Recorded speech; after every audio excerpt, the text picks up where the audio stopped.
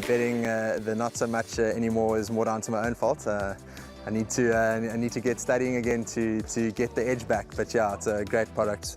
I love the exchange. It's really, in my opinion, one of the better bookmakers, if not the best bookmaker out there.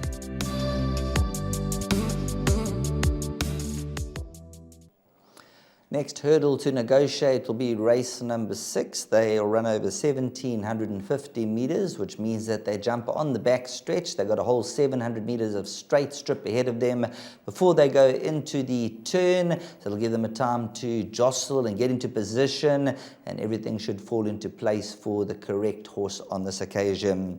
Now, just looking at the stats, giving the guys the stats out there to throw a bit of a different dimension out there.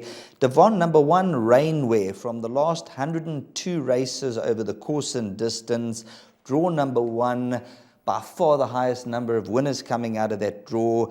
And with the cooler weather and the rain on the way, that could just be an omen for Rainwear.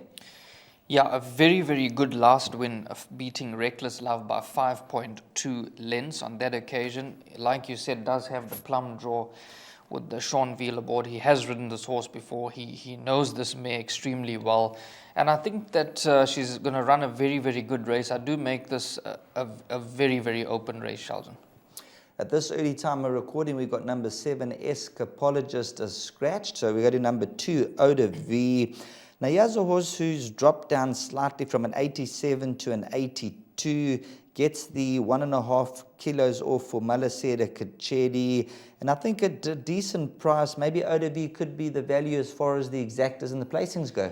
Yeah, I'm in full agreement with you. I have included this horse for second. Now, if you dig deep into the form lines, this horse ran 2.3 lengths behind Amina, and then, did run in a feature race as a 2-year-old behind Sweet Pepper, and then behind Canadian Summer. So healthy respect, because they seem to have brought this horse along nicely, and this horse is having the 3rd run after a rest with a good draw, and Malitselo Kachedi aboard, who takes 1.5 kgs off, and he's riding exceptionally well too. That's a big plus. 100%. When the right rider's aboard and they're full of confidence and is running through the veins, the horses feel it and they run accordingly. Number 4, Dance My Lord. Now, last time out, I made this one of the value bets on the day when opening up at 10 to 1 and was still drawn 10 out of 10 on that occasion, came through to win. On this occasion, gets a big draw swing around, which will be a help. Yeah, definitely. I believe that this horse is capable of winning again. I was watching that rerun and I thought it was a very, very gutsy victory on that occasion. Scott Atandiwe Magudla aboard this time around, but definitely healthy respect for number 4, Dance My Lord, that's currently trading at around about 9 to 2.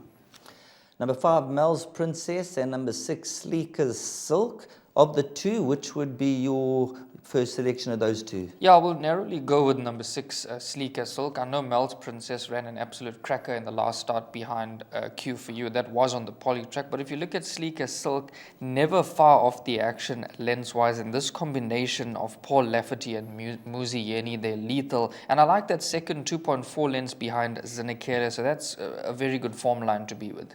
The horse they all probably have to beat is number 9, Maria Coralina, who took on a far stronger lineup last time out. It was an 88 handicap when running behind Lady Legend on that occasion. She's a horse that if you catch her on the right day, she'll win. But if she decides to run her normal race and run into the placing, she'll probably run 3rd or 4th. Yeah, this is my first selection, Sheldon. Not the easiest horse to assess because I fancied her in the last 2 starts. She's finished 3rd and 4th.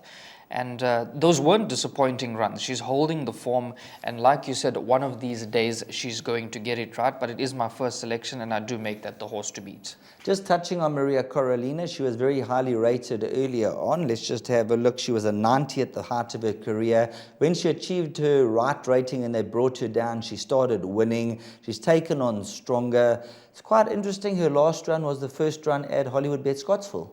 Yeah, that's very, very interesting. Wasn't a bad run at all, 2.4 lengths behind Lady Legend on that occasion. Does have a little bit of a wide draw to contend with, but I remember in the early days of her racing career, she loves to get to the front and she's very difficult to peg back. So it'll be interesting to see what they do with her.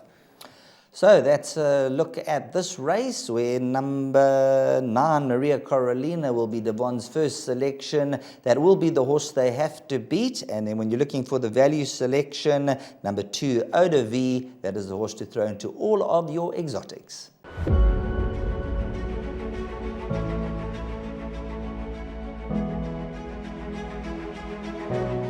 It's Donovan Everett from Cape Racing, and I'd just like to say it's an absolute pleasure to be involved with Intrabet and Cape Breeders in this golf day today here at Pearl Valley. It's fantastic for the industry to see all the relevant stakeholders coming down and having a good time and networking, and it's exactly what the industry needs right now in terms of moving forward and recreating some positivity to take us forward into the next year.